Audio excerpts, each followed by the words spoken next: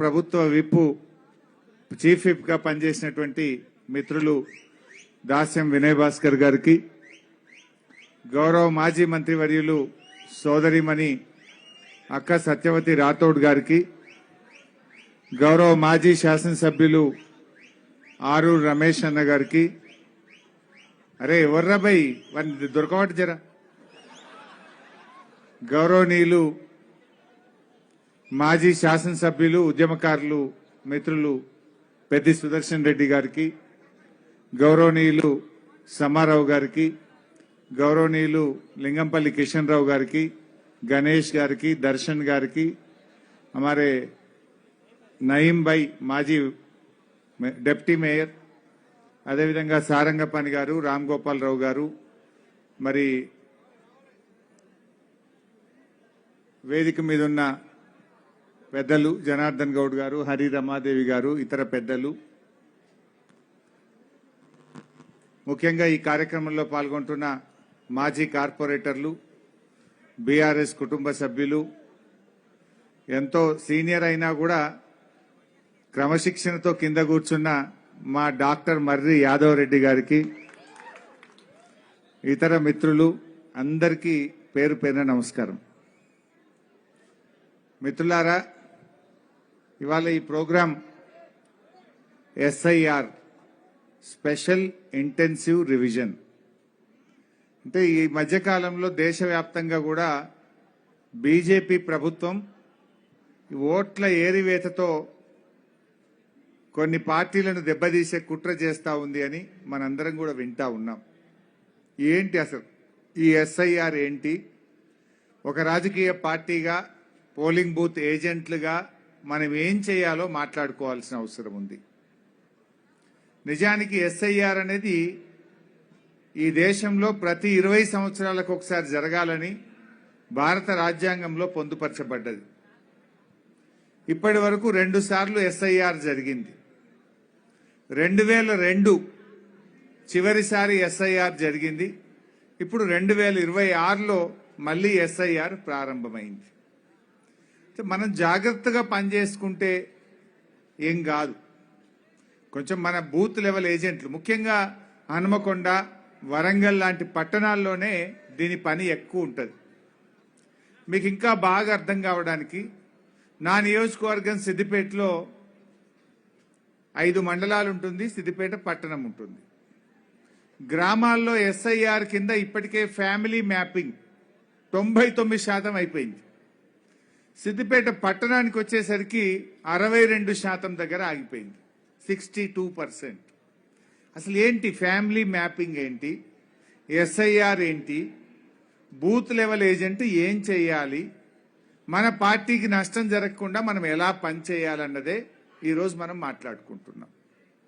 మనకు హైదరాబాద్, వరంగల్, ఖమ్మం, సిద్దిపేట్ ఇవి కూడా మున్సిపాలిటీ ఎన్నికలు కూడా పెండింగ్ లో ఉన్నాయి. ఈ ఎస్ఐఆర్లో మీరు ఎంత చురుకుగా పాల్గొంటే, ఎంత బాగా చేసుకుంటే రేపు గ్రేటర్ వరంగల్ కార్పొరేషన్ ఎన్నికల్లో కూడా మనకు అంత మేలు జరుగుతుంది, లాభం జరుగుతుంది. అందువల్ల మీరు చాలా యాక్టివ్గా ఉండాలి. కార్పొరేటర్లుగా పనిచేసిన వాళ్ళు కానీ, కార్పొరేటర్గా పోటీ చేయాలనుకుంటున్నటువంటి వాళ్ళు కానీ, క్రమశిక్షణ కలిగిన బూత్ లెవెల్ ఏజెంట్లుగా బాధ్యత తీసుకున్నటువంటి వాళ్ళు ఎంత క్రియాశీలకంగా పనిచేస్తే మన పార్టీకి, మనకు అంత మేలు జరుగుతుంది. ఏంటి ఇప్పుడు మొదటి దశలో ఎస్ఐఆర్లో ఫ్యామిలీ గ్రూపింగ్ అని చేస్తున్నారు. అసలు ఏంటి ఫ్యామిలీ గ్రూపింగ్ ఏంటి, ఎవరు చేస్తారు? మీ యొక్క ప్రతి బూత్కు ఒక అంగన్వాడీ టీచర్ కానీ, మన పట్టణాల్లో ఆర్పి అని అంటాం, మున్సిపల్లో సెల్ఫ్ హెల్ప్ గ్రూపులను చూసే వాళ్ళను ఆర్పి అంటాం. ఒక ఆర్పి గారికి లేదా ఒక అంగన్వాడీ టీచర్కు ఒక బూత్ లెవెల్ ఆఫీసర్గా నియమించారు. వారు she's the booth level officer. వాళ్ళకి ట్రైనింగ్ ఇచ్చారు, ఎట్లా చేయాలనో బూత్ లెవెల్ ఆఫీసర్కు అర్థం చేయించినారు. మరి రాజకీయ పార్టీలకు కూడా ఎలక్షన్ కమిషన్ మనకు కూడా డైరెక్ట్గా ప్రజాస్వామ్యబద్ధంగా మనను కూడా భాగస్వామ్యం చేసింది. మనమేదో అనఫీషియల్గా పోయేదేం లేదు, అఫీషియల్గానే ప్రతి రాజకీయ పార్టీ నుంచి ప్రతి బూత్లో ఒక పోలింగ్ ఏజెంట్ను నియమించుకొని మీరు ఆ బూత్ లెవెల్ ఆఫీసర్తో కలిసి పనిచేసే అవకాశాన్ని ఎలక్షన్ కమిషన్ ఆఫ్ ఇండియా మనకు కల్పించింది. సో ఈ బూత్ లెవెల్ ఏజెంటు మీరు ఆ బూత్ లెవెల్ ఆఫీసర్తో కలిసి పనిచేయాల్సి ఉంటుంది. ఆమె నీతో కలిసి పనిచేయను, మీకు సంబంధం లేదు అనడానికి వీలు లేదు. ఎలక్షన్ కమిషన్ ఆఫ్ ఇండియా ప్రతి రాజకీయ పార్టీకి కూడా అవకాశం ఇచ్చింది. దాంట్లో భాగంగా మనం బీఆర్ఎస్ పార్టీ తరఫున అన్ని నియోజకవర్గాల్లో మన దగ్గర ఎన్ని బూతులున్నాయి? 244 బూతులు ఉన్నాయి మన వరంగల్ వెస్ట్ లో. ఈ 244 బూతులకు కూడా మనం ఏజెంట్ల పేర్లు సబ్మిట్ చేసినాం. మన లిస్ట్ అక్కడ వాళ్ళ దగ్గర ఉంటది. వాళ్ళు ఏం చేస్తారు, ప్రతి బూత్ లెవెల్ ఆఫీసర్ కు ఇగో మీ బూత్ లో బీఆర్ఎస్ పార్టీ తరఫున పలాన్ దర్శన్ సింగ్ ఈయన బూత్ లెవెల్ ఏజెంటు అని ఆ ఆఫీసర్ కూడా మన పేరు పోతుంది. అందువల్ల ఆ ఆఫీసర్ మీతో సహకరించాల్సిందే. ఆ ఆఫీసర్తో కూర్చొని మనం పనిచేయడానికి అవకాశం ఉంటుంది. ఎవరా ఆఫీసర్ అయితే అంగన్వాడీ టీచర్, లేకపోతే మున్సిపల్ ఆర్పి. వాళ్ళు ఎవరున్నారు అనే లిస్టు కూడా మీ వినయ్ భాస్కర్ గారు తెప్పించగలుగుతారు. మీరు వరంగల్ కార్పొరేషన్లో అడిగితే ఏ బూత్లో ఎవరు ఆఫీసరు, వాళ్ళ ఫోన్ నంబర్ ఏంది, ఆ లిస్టు కూడా ఇస్తారు. వీళ్ళ మీద ఎవరుంటారు, కార్పొరేషన్లో ఉండేటువంటి ఒక జోనల్ కమిషనర్ కానీ ఆ సీనియర్ ఆఫీసర్లు ఏ అసిస్టెంట్ రిటర్నింగ్ ఆఫీసర్గా ఉంటారు. ఎంఆర్ఓ గారు లేదా జోనల్ కమిషనర్లు ప్రతి 30-40 బూతులకు ఒక అసిస్టెంట్ రిటర్నింగ్ ఆఫీసర్ ఉంటారు.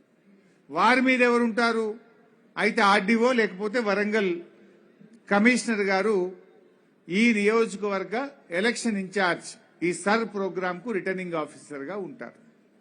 ఎందుకు వీళ్ళు ఎవరన్నా మీ పోలింగ్ బూత్ ఆఫీసర్ మీకు సహకరించకపోతే, మీతో సమన్వయంతో పనిచేయకపోతే మీరు అసిస్టెంట్ రిటర్నింగ్ ఆఫీసర్ కు చెప్పొచ్చు. ఆ పైన కాదంటే returning officer for Warangal west నియోజకవర్గానికి ఎవరైతే ఉన్నారో వాళ్ళ దగ్గరికి వెళ్లి మీరు కంప్లైంట్ ఇచ్చి ఇగో పలాని బూత్ లెవెల్ ఆఫీసర్ మాతో సహకరించడం లేదు, మాకు పని చేయడం లేదు, మా దగ్గర వర్క్ జరుగుతలేదు అని చెప్పి మీరు ఫిర్యాదు చేయడానికి, వాళ్ళను మార్చడానికి కూడా మీకు అధికారం కలిగి ఉంటుంది. సో ఈ బూత్ లెవెల్ ఆఫీసర్లు ఏం చేయాలి? ఫస్ట్ ఎస్ఐఆర్ ప్రోగ్రాం 2 భాగాలుగా ఉంటుంది. మొదటి భాగం ఫ్యామిలీ గ్రూపింగ్, రెండవ భాగం intensive door to door survey, మూడవ భాగం కూడా ఉంటుంది, అది నెక్స్ట్ చెప్తాను. ఇప్పుడు జరుగుతున్నది family grouping. What is family grouping? 2002లో మీకు ఓటు హక్కు కలిగి ఉన్నట్టు ఆధారం కావాలి. మీరు ఆ ఇంట్లో ఉన్నారా లేదా ఇంకొక చోట ఉన్నారా, వరంగల్ నగరంలో కుటుంబంలో ఎవరన్నా ఒక్కరిది 2002 ఎందుకు? లాస్ట్ టైం సర్ ప్రోగ్రామ్ 2002లో జరిగింది కనుక that is the base. So 2002లో మీ ఇంట్లో ఒక్కరన్నా ఓటు హక్కు కలిగి ఉంటే మిగతా కుటుంబ సభ్యులందరినీ కూడా దానికి అటాచ్ చేసేస్తారు. అందరు ప్రూఫ్స్ అవసరం లేదు. That is called family planning. Suppose మా నయీం ఉన్నాడు, నయీం ఓటు 2002లో పలాని ఇంటిలో పలాని ఇంటి దగ్గర ఉన్నదని దొరికితే నయీం భార్య, నయీం కోడలు, నయీం కొడుకు, నయీంలో ఇంట్లో ఎంతమంది ఉన్నారో ఒక్కరిది దొరికినా ఆ ఇంట్లో ఉండే అందరిది కూడా గ్రూపింగ్ అయిపోతుంది. ఇక దాని వెరిఫికేషన్ లేదా, ఆ ఓట్లు క్లియర్, ఆ ఓట్లు క్లియర్గా. ఒక్కరిది నయీం దొరికిందంటే, నయీం భార్య దొరికిందనుకో, నయీం క్లియర్, నయీం కొడుకు, కోడలు, ఎన్ని పేర్లుంటే అన్ని పేర్లు క్లియర్ అయిపోతాయి. సపోజ్ నయీం కొడుకు హైదరాబాద్లో ఉద్యోగం చేస్తుండు, నయీం ఇంకో చిన్న కొడుకు దుబాయ్లో ఉన్నాడు, వాళ్ళు ఎవరు రావాల్సిన అవసరం లేదు. నయీంది ఒక్కరిది వాళ్ళ ఇంట్లో దొరికింది కనుక నా కొడుకు బెంగళూరులో ఉన్నాడు, ఇక్కడే ఓటు రాయించుకుంటా అంటే ఇక్కడనే గ్రూప్ చేస్తారు. ఇంకో కొడుకు దుబాయ్లో ఉన్నాడు, ఆయన కొడుకు ఇక్కడే రాయించుకుంటా అంటే దాన్ని కూడా ఫ్యామిలీ గ్రూపింగ్ లో నయీం కుటుంబ సభ్యుల ఓట్లన్నీ కూడా క్లియర్ అయిపోతాయి. అంటే ఫ్యామిలీ గ్రూపింగ్ లో జరిగితే ఇంకా ఆ కుటుంబ సభ్యుల ఓట్లను స్పెషల్ రివిజన్ లో, డోర్ టు డోర్ రివిజన్ లో ఇక అవి వెతకాల్సిన అవసరం లేదు, అది క్లియర్ టిక్ పెట్టేస్తారు. ఇక ఆ ఓట్లు క్లియర్ అయినట్టే. ఇందాక నేను మాట చెప్పిన సిద్దిపేటలో మా గ్రామాల్లో కొన్ని ఊర్లు 100% అయినాయి, కొన్ని ఊర్లు 99% అయింది అన్న. అంటే 99% ఫ్యామిలీ గ్రూపింగ్ అయిపోయింది. పట్టణానికి వచ్చేసరికి 62% అయింది, మిగతాయి దొరుకుతలేవు. గ్రూపింగ్ అయితే లేదు. చాలా కష్టపడుతున్నాం. మేము కూడా బూత్కి ఇద్దరిని పెట్టినాం, ల్యాప్టాప్లు ఇచ్చినాం. ఆ పిల్లలకు ట్రైనింగ్ ఇచ్చి సెల్ ఫోన్లో సాఫ్ట్వేర్ ఇస్తారు. మీకు మీ బూతుకు సంబంధించి ఎన్ని ఓట్లు, ఆ ఓట్ల వివరాలు మీ ఫోన్లో డౌన్లోడ్ చేసి ఇస్తాడు వినయ్ భాస్కర్. బూత్ ఏజెంట్లకు మీ ఫోన్లో డౌన్లోడ్ చేసి ఇప్పిస్తారు. రమేష్ ఏం చేయాలంటే, జోరికి రమేష్ కూర్చో, ప్రతి బూత్ ఏజెంట్కు మీరు ఫోన్లో ఆయన బూత్లో ఎన్ని ఓట్లు ఉన్నాయో డౌన్లోడ్ చేసి ఇచ్చేయాలి.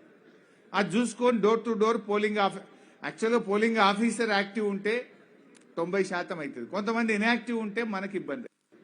అందుకే పోలింగ్ చేయాలి. ఏమైంది సిద్దిపేటలో 62 ఎందుకు అయింది? 2002లో ఈ ఇంట్లో ఉండే ఈ ఇంటికి వెళ్ళి ఆ ఇంటికి పోయింది. ఇప్పుడు 24 ఏళ్లలో 3 ఇండ్లు మారిండు. 3 ఇండ్లలో వాళ్ళ ఓట్లు ఉన్నాయి. ఈడ ఓటు ఇట్లే ఉన్నది ఈ డివిజన్లో. 2015లో ఇంకొక ఉండే ఆడ ఓటు అట్లే ఉన్నది. 2024లో ఇంకొక పోయిండు, ఆడ రాసుకున్నాడు. మూడిట్లు ఏమైతే ఇప్పుడు ఒకటే ఉండాలి కదా, అంటే 2 ఎగిరిపోతాయి. టౌన్లల్లో ఇల్లు ఖాళీ చేసిపోవడంలో కొంత ఎక్కువ ఎగిరిపోతా ఉన్నాయి. రెండవ సమస్య ఏమొచ్చింది? నంగునూరులో బదిపడగ ఊర్లో ఆయనకు ఓటు ఉండే. పిల్లలు చదువుకునేటప్పుడు ఏమైంది? వచ్చి 2 ఏళ్ళు కిరాయికున్నారు, పిల్లలు చదివించిండ్రు, అప్పుడు ఓటు రాసుకున్నారు. మళ్ళీ బదిపడగ వాపసు పోయింది. ఆ ఓటు ఏమవుతుంది? బదిపడగ ఊర్లు ఉంటుంది తప్ప టౌన్లో ఉండే అవకాశం ఉండదు. కొంతమంది ఊర్లో రాయించిండ్రు, ఇక్కడ రాయించిండ్రు. ఊర్లలో ఫ్యామిలీ గ్రూపింగ్లా ఊర్లోనే రాయించుకునే వరకు టౌన్లల్లో ఓట్లు కొంత తగ్గుతున్నాయి. 2 చోట్ల ఉన్నాయి గతంలో. ఇప్పుడు ఊరన్నా ఉండాలి, టౌన్ అన్నా ఉండాలి, ఒక్క దగ్గరనే ఉండాలి. ఇట్లా వివిధ కారణాల వల్ల టౌన్లలో కొంత తగ్గుముఖం పడతాం. ఇల్లు ఖాళీ చేసిపోవడం, ఎప్పుడు ఎక్కడున్నారో తెలియకపోవడం, ఆ 2002లో వాళ్ళ ఓటు హక్కు ఎక్కడుంది అనేది కొంతమంది చెప్పలేకపోతున్నారు. కూలీలు కానీ చదువుకోనటువంటి వాళ్ళు కానీ, అమ్మ నువ్వు 2002లో ఎక్కడున్నావు, 2002లో నీ ఓటు ఎక్కడున్నది అంటే వాళ్ళు చెప్పలేకపోతున్నారు. అప్పుడు మనము సాఫ్ట్వేర్ ద్వారా మేమేం చేసినామంటే, వినయ్ గారు కూడా ఆలోచించి ప్రతి 10 బూతులకు 20 బూతులకు మన చదువుకున్న ఒక మంచి కార్యకర్తకు ఒక ల్యాప్టాప్ ఇచ్చి, ల్యాప్టాప్లో ఓట్ డాటా పెట్టి ఆ పిల్లోడిని పంపిస్తే మీరు వెరిఫై చేయొచ్చు. వాళ్ళ ఆధార్ కార్డు తీసుకొని కొట్టి అదే చూపిస్తుంది 2002లో వీళ్ళు ఏడ ఉన్నది వీళ్ళ ఓటు అనే ల్యాప్టాప్ ద్వారా దాన్ని సేకరించి దాన్ని గ్రూపింగ్ మనం చేయగలిగితే పని జరుగుతుంది. ఎందుకంటే వాళ్ళు కొంతమంది గుర్తుండదు. 2002లో ఏ ఇంట్లోకి రాయకున్నావు, నీ ఓటు యాడుండే, 2002లో ఏడో ఓటేసినావు అంటే ఇప్పటికి 20 సార్లు ఓటేసి ఉంటారు. ఓసారి ఎమ్మెల్యేకు, ఓసారి ఎంపీకి, ఓసారి కార్పొరేటర్కు. వాళ్ళకు గుర్తుంటుందా? గుర్తుండే అవకాశం లేదు.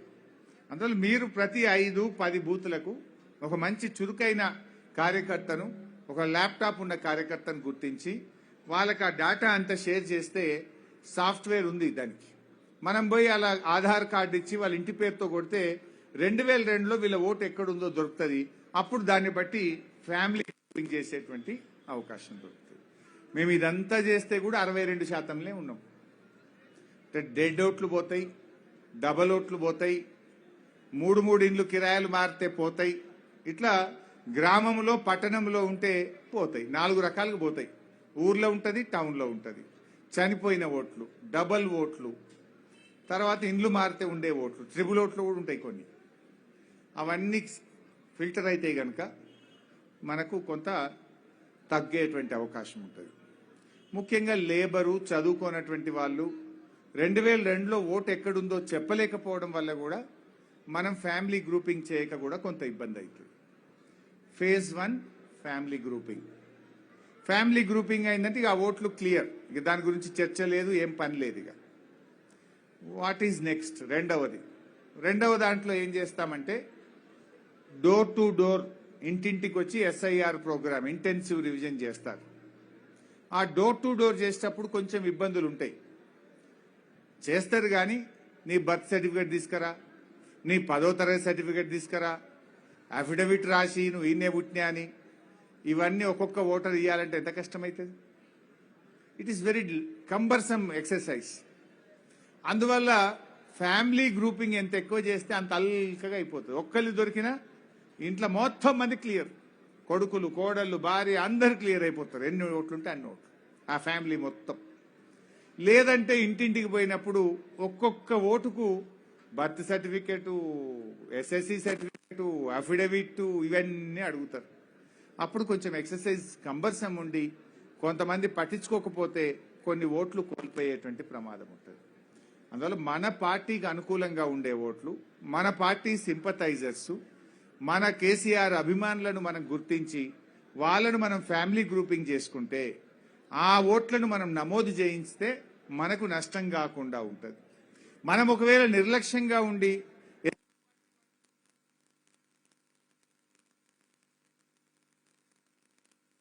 పార్టీలు పనిచేస్తున్నాయి, బీజేపీ వాళ్ళు చేసుకుంటారు, కాంగ్రెస్ వాళ్ళు చేసుకుంటారు, బీఆర్ఎస్ గా మనం చేసుకోవాలి. సో ఏ పార్టీలైనా ఏం చేస్తాయి, వాళ్ళ పార్టీ అభిమానులై చేసుకునే ప్రయత్నం చేస్తాయి. అందువల్ల మనము బీఆర్ఎస్ పార్టీగా కేసీఆర్ అభిమానులు, బీఆర్ఎస్ పార్టీ అభిమానులు, వినయ్ భాస్కర్ అభిమానులు, లేదా మన పార్టీలో క్రియాశీలకంగా పనిచేసే వాళ్ళు, మన పార్టీ సింపథైజర్స్ గుర్తించి అటువంటి వాళ్ళ ఓట్లు ఒక్కటి కూడా మిస్ కాకుండా ఈ ఎస్ఐఆర్ ప్రోగ్రాంలో ఓట్లను మనం నమోదు చేయించవలసి ఉంటుంది. ఇది మనకే ఇది ఎందుకులే అని అనుకుంటే నష్టం అవుతుంది. రేపు మీకే కార్పొరేటర్ టికెట్ వస్తుంది, నిలబడాలి. నీకు పక్కా పడే ఓట్లు 10 ఉన్నాయి, ఆ ఇంట్లో ఓటే లేదనుకో ఏం చేసుకుంటావు, తర్వాత బాధపడితే ఏం లాభం. అందువల్ల కార్పొరేటర్గా నిలబడతా అనుకునే వాళ్ళు కానీ, నా పార్టీ మళ్ళీ అధికారంలో రావాలని నిజాయితీగా పనిచేసే కార్యకర్తలు, బూత్ లెవెల్ ఏజెంట్లు ఎంత చురుకుగా పాల్గొంటే మన పార్టీకి అంత మేలు జరుగుతుంది. 3వ ప్రోగ్రాం ఉంటుంది అప్పీల్. ఈ సెకండ్ దాంట్లో కూడా ఓటు రాకపోతే 3వ అప్పీల్ ఏముంటుంది, డిస్ట్రిక్ట్ ఎలక్షన్ ఆఫీసర్ కలెక్టర్ దగ్గర అప్పీల్ చేసుకోవాలి. కలెక్టర్ రిజెక్షన్ చేస్తే state election officer state election commission apply చేసుకోవాలి. అక్కడ కూడా ఓటు రాకపోతే హైకోర్టుకు పోవాలి. ఇంత పెద్ద ప్రాసెస్ ఉన్నది. అయితే జనరల్గా ఇప్పటిదాకా ఏం జరిగిందంటే బెంగాల్లో కానీ, తమిళనాడులో కానీ, ఢిల్లీలో కానీ ఎలక్షన్ల ముందు ఎస్ఐఆర్ ప్రక్రియ జరగడం వల్ల అప్పీల్ చేసుకునే అవకాశం లేక లక్షల ఓట్లు పోయినాయి.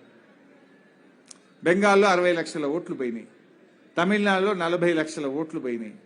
జనరల్గా ఏమనుకుంటున్నారు, తర్వాత బాధపడి అయ్యో మా ఓట్లే పోయినాయి, మాకు పడే ఓట్లే పోయినాయి, మేము అప్పీల్ చేసుకునే అవకాశం లేకుండా పోయింది అని అక్కడ బాధపడ్డారు. కానీ ఇక్కడ మనకు ఇంకా 2.5 సంవత్సరాల టైం ఉంది. ఇప్పుడు ఫ్యామిలీ గ్రూపింగ్ అవుతుంది. బహుశా నెక్స్ట్ మంత్ డేట్లు కూడా వచ్చినట్టున్నాయి. ఈ నెలలో ఇంటింటికి ఇంటెన్సివ్ రివిజన్ స్టార్ట్ అవుతుంది 25th. సో మనం యాక్టివ్గా ఉండి చేసుకుంటే మనకు ఒక అడ్వాంటేజ్ ఉంటుంది. అఫ్ కోర్స్ మనకు వెంటనే తెల్లారే ఎలక్షన్ లేదు, అప్పీల్ చేసుకోవడానికి అవకాశం ఉంటుంది. అంటే తెల్లారే ఎలక్షన్ ఉండే అవకాశం ఉంది.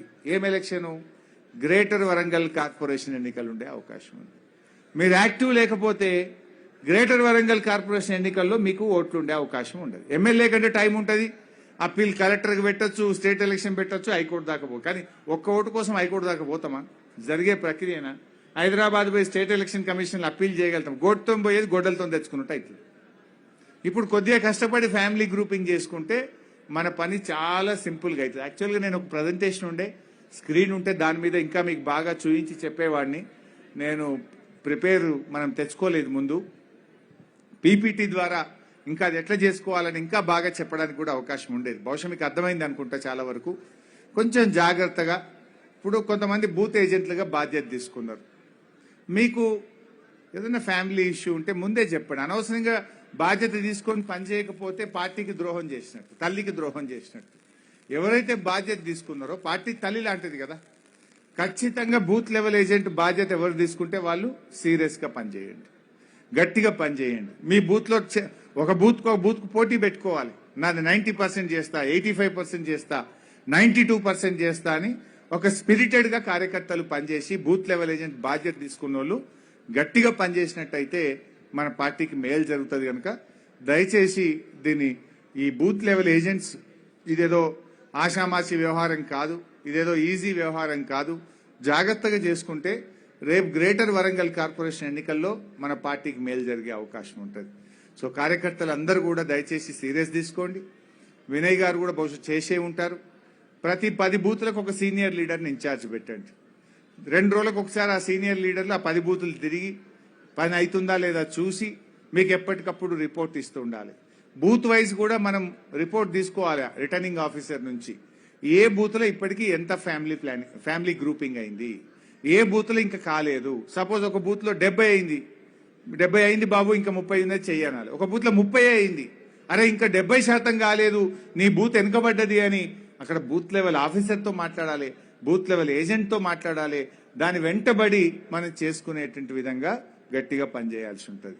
సో ఇట్లా మీరు ఎప్పటికప్పుడు ప్లాన్ చేసుకోవాలి, క్రియాశీలకంగా ఉండాలి, యాక్టివ్గా ఉండి రేపటి గ్రేటర్ వరంగల్ కార్పొరేషన్లో గులాబీ జెండా ఎగరాలంటే మనం ఈ ఎస్ఐఆర్ ప్రోగ్రాంలో క్రియాశీలకంగా పనిచేసుకోవాలి. అందరూ బాగా చేస్తారనే నమ్మకం నాకు ఉన్నది. సో ఐ హోప్ నేను చెప్పగలిగినా అనుకుంటున్నా. మరి జాగ్రత్తగా దీన్ని మంచిగా చక్కగా ముందుకు తీసుకొని వెళ్ళండి. భవిష్యత్ అయితే మనదే. సరే, 2.5 ఏళ్ల పాలన అయిపోయింది. అఫ్ కోర్స్ రేవంత్ రెడ్డి చెప్పిండు నేను హిట్లర్ నువ్వు అన్నాడు, అనలేదా? హిట్లర్ నాకు ఆదర్శము అన్నాడు. హిట్లర్ను చూసే నేను హైడ్రా పెట్టినా అన్నాడు. హిట్లర్కి ఏం గతి పట్టిందో రేవంత్ రెడ్డి కూడా గదే గతి పడుతుంది అన్న డౌట్ ఏమున్నది? ఇప్పుడు జర్మనీ దేశంలో ఎవడన్నా హిట్లర్ను పొగిడినా, హిట్లర్ను మెచ్చుకున్నా, హిట్లర్ గురించి మాట్లాడితే సీదా తీసుకుపోయి జైల్లో వారేస్తారు. జర్మనీ దేశం ఇప్పటికి కూడా హిట్లర్ చేసిన దురాఘాతకాలకు, హిట్లర్ చేసిన తప్పులకు జర్మనీ దేశం ఇప్పటికీ ప్రపంచానికి క్షమాపణ చెప్తా ఉంటుంది. మా హిట్లర్ తప్పు చేసిండు, అతని వల్ల ఈ ప్రపంచానికి మాయని మచ్చగా మారింది మా దేశానికి హిట్లర్ వల్ల అని వాళ్ళు ఇప్పటికీ కూడా 80 ఏళ్ల తర్వాత కూడా క్షమాపణ చెప్తూనే ఉంటారు. నాకు అనిపిస్తుంది రేవంత్ రెడ్డి దురాఘాతకాలకు, ఈయన చేసే అవినీతికి కాంగ్రెస్ పార్టీ కూడా 50 ఏళ్ల దాకా తెలంగాణ ప్రజలకు క్షమాపణ చెప్పవలసే ఉంటుంది. చెప్పక తప్పదు. గన్ని తప్పులు ఒక్కటా మీరు చూస్తుండ్రు. 2.5 ఏళ్లుగా ఎన్ని స్కాములు బయట పెట్టినాం. అసలు ఏదైనా ఇడిచిపెట్టిండ్రా వాళ్ళు స్కామ్? ఏ స్కామ్ చూడు. పిల్లగాళ్ళు గురుకుల పాఠశాలకు పోయే పిల్లల ఆహార పదార్థాల మీద, వేసుకునే బట్టల మీద, బెల్ట్ మీద, బూట్ల మీద, చెప్పుల మీద కూడా స్కామే. గవి కూడా ఇడిచిపెట్టే లాస్ట్కి వీళ్ళు. సింగరేణి బొగ్గుల స్కామే, హ్యామ్ రోడ్ల టెండర్ల స్కామే, బ్రీవరీ పర్మిషన్ల స్కామే. అసలు ఏదైనా ఇడిచిపెట్టిండ్రా వీళ్ళు? ఏది ఇడిచిపెట్టిన పరిస్థితి లేదు. నేను మొన్న సింగరేణి బొగ్గు గురించి మన జిల్లా భూపాలపల్లికి పోయి మొన్న మాట్లాడినా, అంతకుముందు రామగుండంలో మాట్లాడినా. సింగరేణిలో చాలా స్కాములు బయట పెట్టినాం. 40 లక్షల టన్నుల బొగ్గు మాయమైంది. బొగ్గు ఉన్నట్టు, స్టాక్ ఉన్నట్టు మీరు చూపిస్తుండ్రు, కానీ బొగ్గుబాయి మీద బొగ్గు ముక్క కూడా లేదు. చూస్తామని రామగుండంలో పోతే దోస పోలీసు వాళ్ళు పెట్టిన మిమ్మల్ని ఓడియమన్నారు. మొన్న భూపాలపల్లి బొగ్గుబాయి మీదకి పోయినాం. ఆడికి పోతే ఆడ 3 లక్షల స్టాక్ ఉన్నట్టు చూపిస్తుండ్రు. మేము బోధమయ్యా అంటే ఒక 500 మంది పోలీసు వాళ్ళని పెట్టిన పోనీయమంటారు. అందులో మన కార్యకర్త, ఒక కార్మికుడు, మన అభిమాని ఉన్నాడు, వీడియో తీసి పంపిండు మాకు. అన్న ఈడొక్క ముక్క లేదే బొగ్గు, కానీ నువ్వు వస్తున్నావు అని చెప్పి 3 రోజులకెళ్ళి బయటకెళ్ళి బొగ్గు తెచ్చి ఈడ మట్టి మీద వేరుస్తున్నారు మొత్తం ఇట్లా బొగ్గును. అదే మొత్తం కుప్పంతా ఇది బొగ్గు అనేటట్టు చేస్తుర్రు అని చెప్పి వీడియో. 3 రోజుల కింద మట్టి కుప్ప, 3 రోజుల తర్వాత మట్టి కుప్ప మీద ఒక్కొక్క పిల్ల మట్టి కనబడకుండా బొగ్గు వేర్చారు. 2 వీడియోలు పంపారు. దాన్ని బయట పెట్టినాం మనం. కీ లేదు, కై లేదు. అట్లా 40 లక్షల టన్నుల బొగ్గు మాయం. 40 లక్షల టన్నులు అంటే 4,000 టన్ను, 1,600 కోట్లు. అది బొగ్గు అంటే బంగారమా దాచుకుంటందుకు? దాని గురించి సప్పులు లేదు. అట్లే గిలటిన్ స్టిక్స్, కోల్ ఇండియాలో వెస్టర్న్ ఫీల్డ్స్ లో ఆ గిలటిన్ స్టిక్స్ కంటే మన దగ్గర 30% ధర పెంచిండ్రు. అప్పుడు డైరెక్టర్లుగా 2 మంచి ఆనెస్ట్ అధికారులు ఉండే. మేము సంతకం పెట్టమంటే ఒకరినేమో రివర్షన్ ఇచ్చిండ్రు, ఒకరిని ఉద్యోగమే కూడా కొట్టారు, ఇంటికి పంపించారు. అదొక స్కామ్ జరిగింది. సోలార్ టెండర్ల స్కామ్ జరిగింది. జైపూర్ పవర్ ప్లాంట్ స్కామ్ జరిగింది. ఇట్లా 10 స్కాములు జరిగినాయి. నేను అన్ని బయట పెట్టా. నిన్న బట్టి విక్రమార్క గారు మంచిర్యాల పోయిండు. హరీష్ రావు ఇట్లా అంటుండు అట్లా. నేను అడిగింది సీదా కుల్లం కుల్లా, జైపూర్ పవర్ ప్లాంట్ కు రాష్ట్ర ప్రభుత్వం ఆమోదం చేసిందా లేదా? డిపిఆర్ అప్రూవ్ అయిందా లేదా చెప్పు బట్టి గారు. పీపీఏ ఉందా లేదా? పీపీఏ లేకుండా పని ఎందుకు స్టార్ట్ చేసిందో చెప్పు బట్టి గారు. 40 లక్షల టన్నుల బొగ్గు ఉన్నదా, మాయమైందా? ఇద్దరం కలిసి పోదాం బట్టి గారు. నిజంగా బొగ్గు ఉంటే చూపి, నేను సారీ చెప్తా. బొగ్గు లేకపోతే నువ్వు రాజీనామా చేస్తావా బట్టి గారు? తయారున్నావా అంటే సపోర్ట్ చేస్తలేడు, దాని మీద చెప్తలేడు. సోలార్ పవర్ 2 ఏళ్ల టెండర్ 67 మెగావాట్లు 103 మెగావాట్లు 1000 కోట్లు ఖర్చు పెట్టిండ్రు. ఇప్పటికి కరెంటు ఉత్పత్తి అయితే లేదు, పీపీఏ లేదు, కరెంటు కొంటలేరు, 1000 కోట్లు ఆగమైనాయి అన్న. అయినాయా కాలేదా సూటిగా మాట్లాడు, దాని మీద చెప్తలేడు. నేను సూటి ప్రశ్నలు వేస్తే దేనికి సమాధానం వస్తలేదు. కానీ నన్ను 4 కేసులు పెడుతున్నారు. అడగంగానే నా మీద ఈడ కూడా బాగా పెడుతున్నట్టు నా మీద కూడా పెడుతున్నారు. మొన్న సుదర్శన్ అన్న మీద కూడా పెట్టారు. సుదర్శన్ అన్న మొన్న సివిల్ సప్లైల వడ్లు మాయమైనాయి, ఇవి మాయమైంటే ఆయన మీద కేసు అయింది. మా వినయ్ భాస్కర్ గారు ఇక్కడ కార్యకర్తలు కొట్లాడితే వీళ్ళ మీద కేసులు అవుతాయి. నేను గట్టిగా మాట్లాడితే నా మీద ఒక 5 ఎంక్వైరీలు వేసిండు. 2 సిఐడి, 2 విజిలెన్స్, ఒక కమిషన్, ఓ 10 గల పడ్డాయి నా మీద. పడితే పడని, మీరుండగా మాకేం భయం? ఇంత మంచి కార్యకర్తలు, ఇంత పెద్ద గులాబీ సైనికులు, ఇంతమంది అండగా ఉంటే మేం భయపడతామా? మీరుండగా ఇంకా గట్టి కొట్లాడతాం. సవాలే లేదు, ఉసుకు చూడనే కా సవాల్ ही नहीं है. అయితే ఇలా ఇంకో జోక్, ఈ సింగరేణిలో అరే గౌస్ भाई सीटी बहुत मार रहे, मेरा खत्म होने के बाद मारो आप. అయితే ఇలా ఇంకొక ఆశ్చర్యం, సింగరేణిలో కేంద్ర ప్రభుత్వానికి 49% వాటా ఉంటుంది. నేను మొన్న డిమాండ్ చేసిన 51 తెలంగాణది, 49 ఢిల్లీది, కేంద్రంది. కేంద్ర బొగ్గు మంత్రి ఎవరు? కిషన్ రెడ్డి బొగ్గు మంత్రి. ఏమయ్యా కిషన్ రెడ్డి, ఈడ 40 లక్షల టన్నుల బొగ్గు మాయమైంది, డీజిల్ స్కామ్ అవుతుంది, గిలెటిన్ స్టిక్ స్కామ్ అవుతున్నది, ఇక్కడ సోలార్ పవర్ స్కామ్ అవుతున్నది. ఇన్ని స్కామ్లు అవుతుంటే నువ్వు ఎందుకు సపోర్ట్ చేస్తలేవు? బొగ్గు మంత్రివి కదా. దీని మీద ఒక సిబిఐ విచారణ జరుపు, సెంట్రల్ విజిలెన్స్ విచారణ జరుపు అని నేను డిమాండ్ చేసిన. ఆ కిషన్ రెడ్డి గారు దొంగ చేతికే తలపు చెల్లించిండు.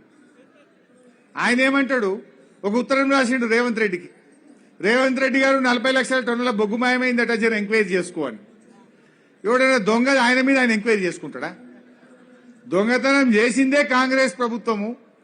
కాంగ్రెస్ ప్రభుత్వమే సింగరేణిని ఆగం చేసిందని నేనంటే, కిషన్ రెడ్డి గారు, రేవంత్ రెడ్డి గారు నీ మీద నువ్వే ఎంక్వైరీ చేసుకో అంటాడు. ఇదేమి కథను నాకు అర్థమైతలేదు. అయ్యా కిషన్ రెడ్డి గారు, మరి మీరు రేవంత్ రెడ్డితో దోస్తానుందా ఏముందో నాకే తెలియదు. ఇప్పుడు దొంగ ఆయన మీద ఆయన విచారణ జరుపుకుంటారు. నేను దొంగతనం చేసిన దొంగ ఆయన మీద విచారణ చేసుకో అంటే ఎట్లుంటదే? చేసుకుంటాడా?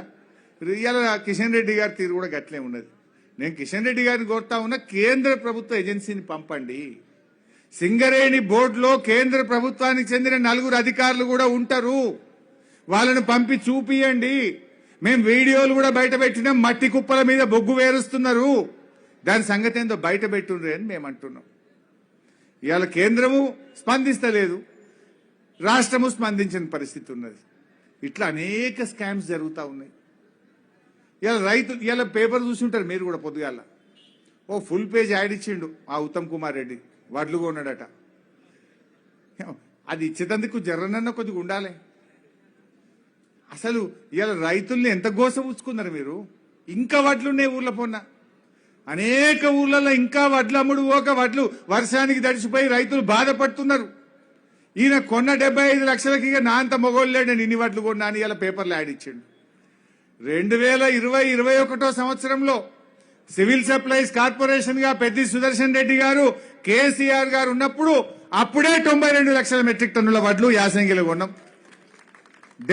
92 లక్షల మెట్రిక్ టన్నులు కొన్నాం మనం. వీళ్ళు 75 కొన్నారు. అది ఏడ్చుకుంటా తుడుచుకుంటా తడిచిపోయి అందులో తరుగు పెట్టి, నానా గోసపెట్టి, క్వింటల్కు 5 కిలోల తరుగు పెట్టి రైతుల్ని గోసపెట్టి కొన్న 75కు ఈ అందానికి ఇంకా పేపర్లో ఫుల్ పేజ్ యాడ్లట. అసలు మీకంటే ఎక్కువ 92 లక్షలు కదా మీ బీఆర్ఎస్ గవర్నమెంట్ కొన్నది. 92 లక్షలు కొన్నాం మనం ఆ రోజు. వీళ్ళు 75 కొనలే, దానికి పేపర్లో ఫుల్ పేజ్ యాడ్ ఇస్తారు. ఎవరు కనీసం జనం ఏమని అనుకుంటారని కొద్దిగానే ఉండాలనా వద్దా? ఇంకా రేవంత్ రెడ్డి మాట్లాడతాడు, బీఆర్ఎస్ పార్టీని మొలకెత్తనీయా అంటుండు. మొలకెత్తిన వడ్లు కొనే తెలివి లేదు కానీ నువ్వు బీఆర్ఎస్ పార్టీని మొలకెత్తనీయా అంటావు. మొలకెత్తిన వడ్లు కొనే తెలివి లేదు నీకు, గా వడ్లు లాబట్టే తెలివి లేదు, ఈ మొఖానికి బీఆర్ఎస్ పార్టీని మొలకెత్తనీయా అంటావు. గుర్తుపెట్టుకో రేవంత్ రెడ్డి, నువ్వే ఉండాలి ఇంత 2 ఏళ్లు. నువ్వు గిట్ట 5 ఏళ్లు ఉంటే మళ్ళా 50 ఏళ్ల దాకా కాంగ్రెస్ మొలకెత్తది. ఇడిగా కథమైపోతుంది. ఇంకా మాట్లాడతాడు బీఆర్ఎస్ జెండా గద్దెలు కూలగొట్ట. ఇంకా సంచులెత్తురా అంటే శాత కాదు కానీ జెండా గద్దెలు కూలగొట్టారట. నువ్వు కూలగొట్టా అంటే మేమేం చేతులు కట్టుకొని ఉంటాం అనుకుంటున్నావా? మాకు కూడా తెలిసి ఎట్లా సమాధానం ఇవ్వాలి. ఈట్ కా జవాబ్ పత్తర్ సే దేతే హమ్ చోడ్తే క్యా. నీకే ఉన్నది ఆ మాటలు మాట్లాడు, మాకు మాట్లాడరాదు అనుకుంటున్నావు రేవంత్ రెడ్డి? हम भी उससे जोर से जवाब दे सकते, बातों में दे सकते, हाथों में भी दे सकते. ఆడొక నియంత ఉంటే ఈడొక నియంత ఉన్నాడు. ఆడవాడు హైదరాబాద్ ఇల్లు కూలగొడితే ఈడోవాడు గుడిసెలు కూలగొడుతున్నాడు. ఆ హైడ్రాకు ఆ నియంతకు పట్టిన గతే ఈ నియంతలకు కూడా పడుతుంది. సో ఎవ్వరు కూడా అధైర్యపడకండి.